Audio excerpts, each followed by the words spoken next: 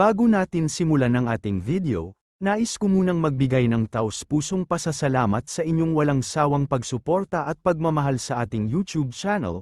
Ang inyong patuloy na pagtangkilik at tiwala ay nagiging inspirasyon para sa amin upang patuloy na maghatid ng mga dekalidad na content. Salamat sa pagiging bahagi ng ating journey, at dahil sa inyo, patuloy tayong magtatagumpay. Tahimik na pinakinggan ni Sangwoo ang lahat ng iyon at nagkomentong mukhang marami siyang nalalaman. Kinabahan si Jiang at sinabing minsan, wala siyang magawa kundi matutunan ang mga ganitong bagay, at binigyang diin na kailangan din nilang mabuhay. Gayunpaman, sinabi niyang hindi pa siya kailanman naglaro sa buhay ng kahit sino. Sinabi ng pangunahing tauhan na naiintindihan niya at nagkomento na para siyang sumasayaw sa pagitan ng legal at ilegal, at tila nasangkot sa mas malaking gulo. Napaisip ang pangunahing tauhan sa sarili niyang nakaraan at sinabi na ang mga guild sa mundong pinanggalingan niya ay eksaktong ganoon din. Marami siyang nakitang maruruming paraan at hindi lahat ay malinis na trabaho. Saglit siyang nagmuni-muni at sinabing pare-pareho lang ang mga tao kahit saan ka magpunta. Biglang may umatake, ngunit nasangga ito. Inaatake na pala si Jiang at sumigaw siya sa pangunahing tauhan na magandang ang nagbabalik tanaw ito, pero kailangan na niya ng kaunting tulong. May ilang kobolds na sumusugod sa kanya, karaniwang mga halimaw lang na mababang antas. Lumingon siya ng balisa at pasiga na tinanong kung nagbibiro ba siya at manunood lang habang siya ang lumalaban. Tumawa si Wu habang inaayos ang upuan, sinasabing iyon ang napagkasunduan nila. Siya ay inatasan lamang na humarap sa boss ng portal.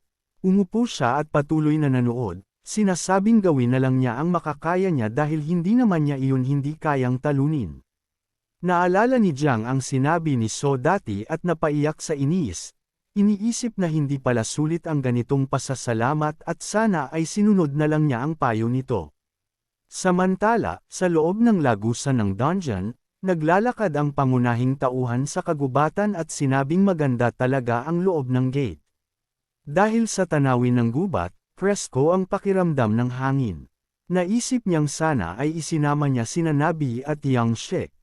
Inilapat ng pangunahing tauhan ang kamay sa isang puno at sinabing bihira ang ganitong kalalaking puno sa Sektor A, at ang ganitong lugar ay pwedeng magdala ng malaking kita, dahil kahit nasakuna ang mga pagputok ng portal, kailangan pa ring mamuhay ang mga tao ng may kasaganaan. Biglang lumitaw si Jiang na pawisan at hingal, at sinabi ng pangunahing tauhan na nagulat siyang makita siya roon. Tumingin siya rito habang hinihingal at pasiga na sinabi na sobra na iyon, at kahit kaunti man lang ay pwede sana siyang tumulong. Sinabihan siya ni Sangwoo na kumalma, na hindi na kailangan ang lahat ng drama, at itinuro na nagawa naman niyang manalo at makabalik ng ligtas. Kaya sa huli, wala namang problema. Sa bandang huli, sumang-ayon din si Jiang sa kanya. Sinabi niya na dahil nakapagpahinga na raw siya kahit kaunti, dapat na silang magpatuloy dahil inaantok na siya. Nabigla si Jiang sa sinabi niya dahil ni hindi nga siya nakapagpahinga. Pinilit niyang ayusin ang sarili dahil iyon ang taong itinuturing niyang dakilang tagapagligtas, at kusang gumana ang kanyang kakayahang lubos na pagtutok. Sa ibang lugar, patuloy na napapabagsak ang mga mabababang uri ng halimaw habang ang pangunahing tauhan ay nakahiga lang at nagpapahinga. Lumapit si Jiang sa kanya at titig na titig, iniisip na nakakainis talaga ang taong iyon. Tumayo si Sangwoo na tila inaantok pa at tinanong kung tapos na ba ang lahat dahil nababagot na siya sa kakahintay. Patuloy siyang sinisigawan ni Jiang, sinasabing kung nababagot siya, pwede naman sana siyang tumulong kahit kaunti, dahil sa tingin niya ay wala nang mas nakakainis pa sa kanya. Tumayo ang pangunahing tauhan at sinabing sanay na siyang marinig na sinasabing nakakairita siya, pero para sa kanya, papuri pa nga iyon. Mas lalong nena si Jiang at tinanong kung seryoso ba siya, dahil ilang beses na niyang inakalang mamamatay na siya, lalo na't nabasag pa ang kalasag niya. Huminga ng malalim si Sangwoo at sinabing mabilis lang siyang magsalita kanina, ngunit sa totoo lang ay wala ni isang sandali na naramdaman niyang nasa panganib ang buhay ni Jiang. Binigyang diin niya na mukhang hindi man lang niya alam ang tunay niyang hangganan. Tiningnan niya si Jiang at sinabing mas may kakayahan siya kaysa sa inaakala niya at dapat na siyang maniwala pa sa sarili niya. Nang marinig iyon, napatahimik si Jiang sandali at bahagyang napahiya, saka umiwas ng tingin at nagtanong kung ano pa ba ang magagawa niya, gayong limitado lang naman sa lubos na pagtutok ang kakayahan niya.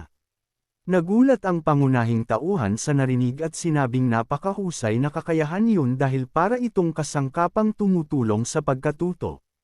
Tinanong pa niya kung may mas hihigit pa ba sa isang kakayahang nagpapabilis ng pagkatuto. Dagdag ni Suno, ang mas mabilis na pagkatuto kaysa sa iba ay nangangahulugang mas mabilis din siyang lalakas, at habang nagluluto, sinabi niyang napakaganda rin ang kakayahang iyon pagdating sa pagkain, kaya nga raw nila ginagawa ang lahat ng ito. Napapasigaw na si Jiang sa sobrang pagkalito dahil may mahalaga siyang pinag-uusapan at bigla na lang napunta ang usapan sa pagkain, ni hindi man lang niya namalayan kung kailan pa nito naihanda ang buong kampo. Tinitigan siya ng guildmaster at sinabing hindi ito ang oras para kumain dahil malapit nang lumitaw ang boss na halimaw at kailangan na nilang maghanda sa laban. Hindi naintindihan ng pangunahing tauhan ang sinasabi niya at sinabing tapos na iyon. Mas lalo pang nalito si Jiang dahil hindi niya maintindihan kung paanong tapos na. Hinamplas ni Sangwoo ang pirasong karne na ihahanda na sana niya at sinabing ang boss na halimaw, ang ogre, ay ang mismong pirasong iyon. Iyon ang karne sa harap nila. Tinitigan ni Jiang ang piraso ng karne at tinanong kung iyon ba talaga ang ogre, at kailan pa niya nagawa iyon. Ipinaliwanag ng pangunahing tauhan na napabagsak niya ang boss na halimaw habang siya ay nag-iisang lumalaban. Patuloy lang tinitigan ni Jiang ang karne at sa isip-isip niya ay hindi pa rin niya matanggap kung totoo ba iyon, dahil hindi pa siya nakakita ng ganoon kalaking piraso ng karne. Ngunit naisip din niya na wala namang dahilan para magsinungaling si Sangwoo tungkol sa ganitong bagay. Kaya unti-unti niyang pinaniwalaan na tunay ngang napatay ang ogre. Nang tuluyan niyang maunawaan na talagang natalo ang halimaw, bigla siyang kinabahan at tinanong kung ano ang nangyari sa ubod ng dungeon. Ngunit sinabi ng pangunahing tauhan na huwag siyang mag-alala dahil buo pa ang ubod. Kaya may oras pa sila para kolektahin ang mga mapapakinabangan. Naisip ni Jiang na napakadali palang pinabagsak ng pangunahing tauhan ang ogre, samantalang ang parehong ogre ang nagdulot ng matinding problema sa kanilang guild, kaya medyo nakapanghihina iyon ng loob para sa kanya. Ngunit mabilis din siyang napangiti at sinabing ang labang ito ay nagtapos sa tagumpay, at habang nakahawak sa dibdib niya ay sinabi niyang, Jiang, magpatuloy ka. Pagtingin niya sa mukha ng pangunahing tauhan, napansin niyang masaya ito at tinawag niya, tinatanong kung bakit napakasaya niya habang suot ang apron. Hindi gaanong naintindihan ng pangunahing tauhan ang tanong at sumagot lang na oras na para kumain. Ngunit napasigaw si Jiang at sinabing ayaw niyang kainin iyon. Sinabi ni Suno na hinuli nila ang boss kaya kailangan nilang kainin iyon, ngunit natakot siya at tinanong kung hindi ba iyon karne ng halimaw.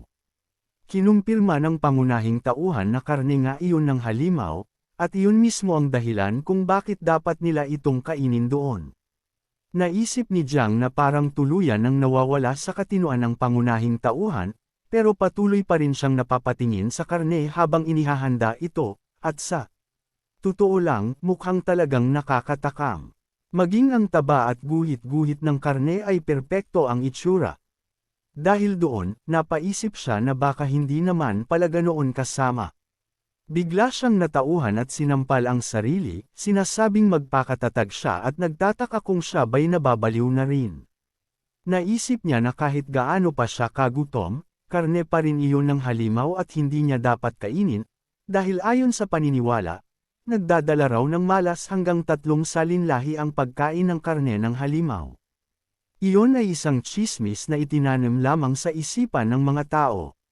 Mabilis siyang tumakbo palayo, iniisip na kung magtatagal pa siya roon ng 1 minuto, baka mapilitan na siyang kainin iyon dahil talagang mukhang masarap ang karne.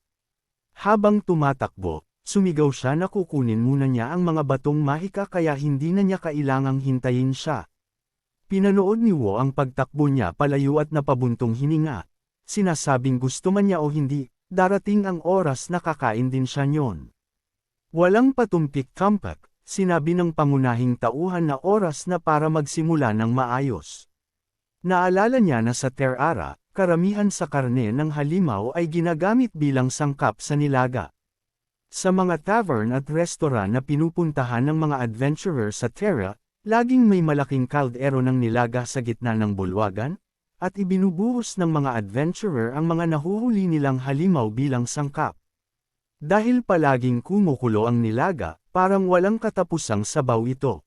Napansin ni Sang-woo na dahil napakaraming tao ang naghahalo ng sangkap, hindi masisiguro ang lasa. Ngunit sa kabilang banda, may hangganan din kung gaano ito maaaring pumangit ang lasa. Binuksan niya ang kanyang bag na kayang maglaman ng espasyo at panahon at ngumiti habang inilalabas ang mga sangkap, sinasabing ang nilagang gagawin niya ngayon ay siya lamang ang naghanda, kaya kontrolado niya ang lasa nito, kahit gaano pa ito kapangit. Makalipas ang ilang sandali, handa na ang pagkain. Sinimulan niyang isalin ang sabaw sa mangkok, na sa amoy pa lang ay parang kayang pabagsakin ang isang halimaw. Huminga ng malalim ang pangunahing tauhan, lumingon, at sinabing handa na ang nilaga, tinatanong kung talagang hindi pa rin siya kakain. Nanatiling natatakot si Jiang, nakatitig sa nasa harapan niya, at pasigaw na sinabing hinding-hindi talaga siya kakain. Ipinaliwanag ni Sang-woo sa kanya na kapag kinain niya iyon, lalakas siya dahil isa itong espesyal na pagkain at siguradong makakatulong, lalo na sa kakayahan niya. Unti-unting sumilip si Jiang mula sa likod ng mga palumpong at sinabing medyo nakakangganyo nga, ngunit pinanatili niya ang kanyang paninindigan at mariing sinabi na hinding-hindi niya iyon kakainin, dahil noong huli siyang kumain ng ganoong uri ng pagkain, pakiramdam niya ay mamamatay na siya. Patuloy lang siyang tinatitigan ng pangunahing tauhan at ginamit ang kakayahan niyang magbasa ng tao. Lumitaw ang isang mensahe mula sa sistema na nagsasabing, ang pangalan niya ay Jiang, mabuti ang pagkatao, lubhang mapagmahal, maingat, at ang kakayahan niya ay ang lubos na pagtutok. Naisip ni Xiang-woo na ang pagiging mas maingat niya ngayon ay patunay na malaki na ang ipinagbago niya bilang tao. Gayunpaman, hindi pa rin niya maintindihan kung paano niya nagagawang tanggihan ang libreng pagkakataon para lalong lumakas. Patuloy pa rin ang pangungumbinsi ni Sang-woo at tinanong kung ayos lang ba talaga siya, dahil kahit hindi niya gusto, mas mabuti na raw sigurong kainin niya iyon. Tinanong ni Jiang kung bakit pa niya sinasabi yun kung tapos na naman daw ang pag-atake sa dungeon. Kinumpirma iyon ng pangunahing tauhan, ngunit bigla siyang natigil sa pagsasalita. Kinabahan si Jiang at nagtanong kung ano ang nangyayari at bakit bigla siyang tumigil sa kalagitnaan ng pangungusap, dahil lalo siyang kinakabahan. Tiningnan siya ng pangunahing tauhan at sinabing ang dungeon ay malapit nang makatanggap ng sunod-sunod na portal. Nang marinig iyon, nang inag sa takot ang guildmaster at pasiga na tinanong kung seryoso ba siya. Ipinaliwanag ni Sang-woo na matagal na niyang iniisip kung bakit may boss na mas malakas kaysa karaniwan sa isang mababang uri ng dungeon, at doon niya napagtanto na konektado pala ang dungeon na iyon sa mas mataas na antas na dungeon. Ibig sabihin, sa lalong madaling panahon, lalabas sa magkakapatong na portal ang mga halimaw na kasing lakas ng boss. Natarante si Jiang at sinabing tapos na sila, at tinanong kung bakit ngayon lang niya sinabi iyon. Muling napabuntong hininga ang pangunahing tauhan at sinabing hindi na iyon ang pinakamahalagang bagay sa ngayon. Sinabi ni Sang-woo na iisa lang ang paraan para makaligtas sa sunod-sunod na paglitaw ng portal, at iyon ay ang maging mas malakas kaysa sa dati. At habang may nakakatakot na ngiti sa kanyang mukha, ipinakita niya ang mangkok ng sabaw at tinanong kung kakainin ba niya ito o hindi. Napaluha si Jiang at dahil wala na siyang ibang pagpipilian, napasigaw siya. Samantala, sa gusali ng sangay ng isak, nagkakandara pa ang ilang sundalo at pasiga na nagsasabing magmadali dahil may emerhensya.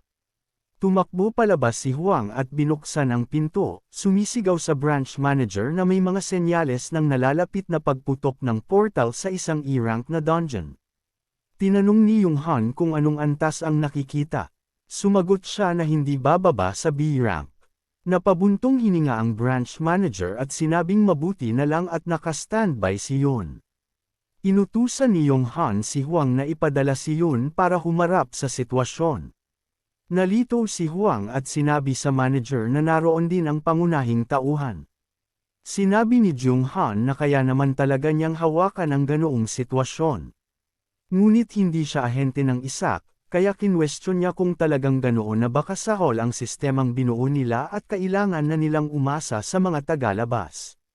Yumuko si Huang at sinabing naiintindihan niyang may nasabi siyang hindi nararapat, kaya humihingi siya ng paumanhin.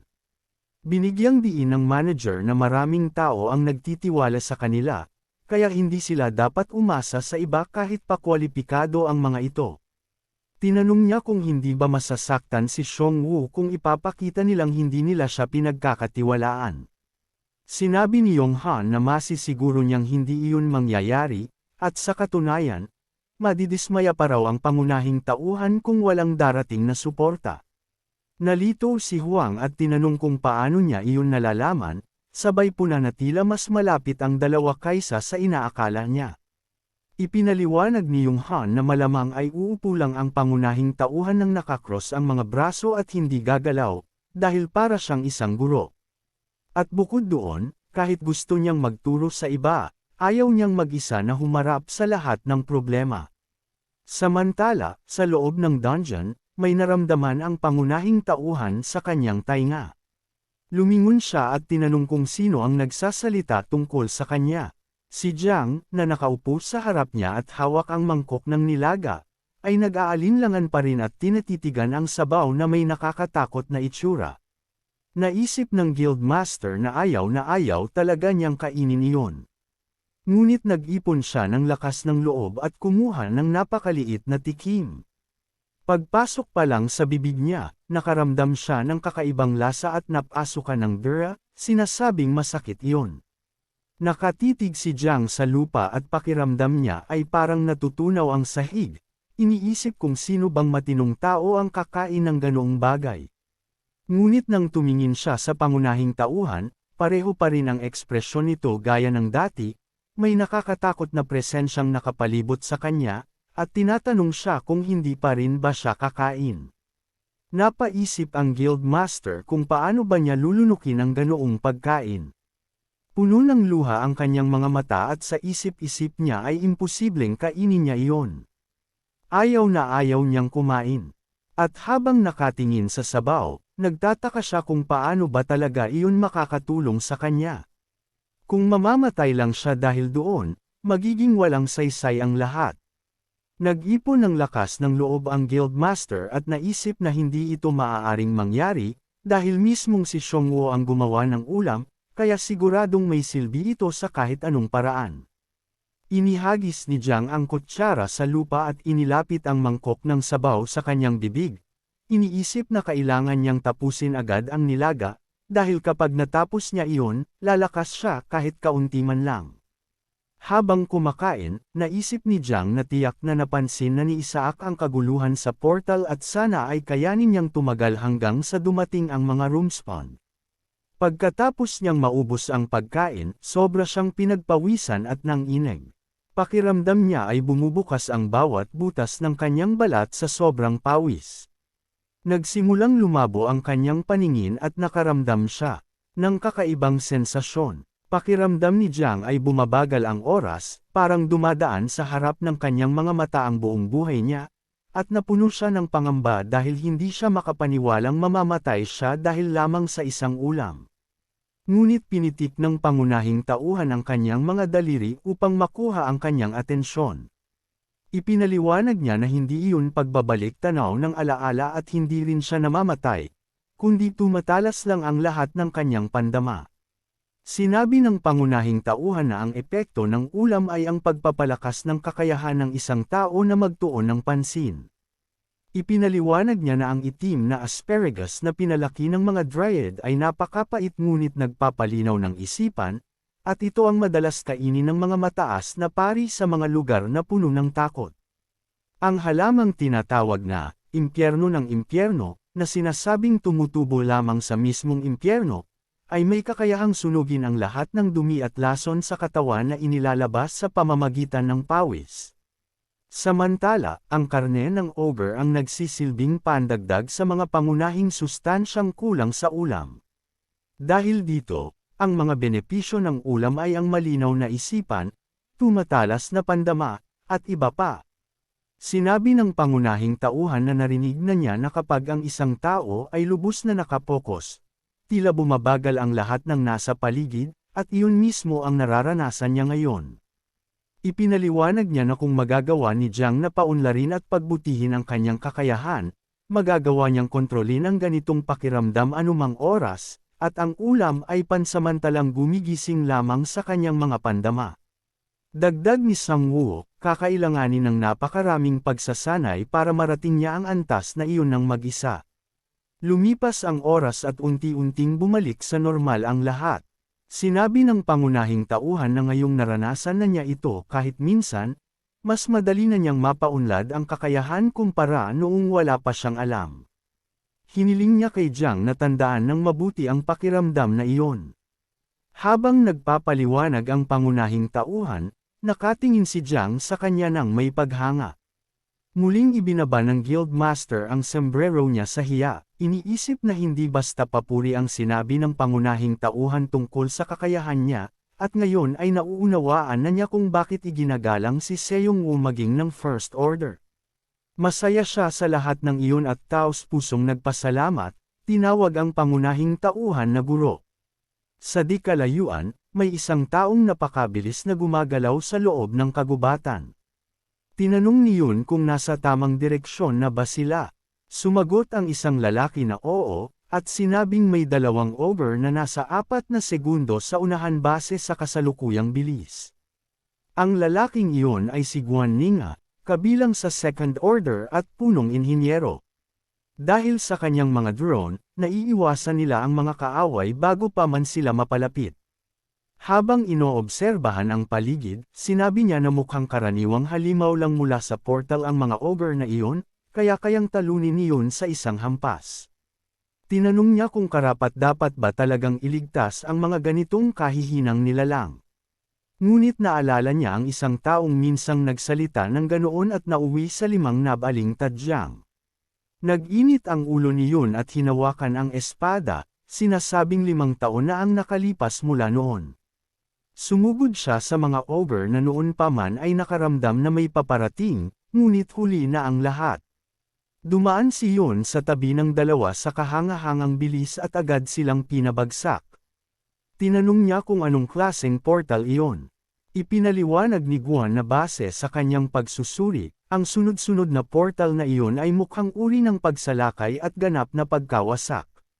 Ipinaliwanag ni Guan na ang ganitong uri ng portal ay may napakataas na antas ng hirap dahil marami ang lumilitaw ang mga halimaw at pinalilibutan ng lugar kung saan naruroon ang boss.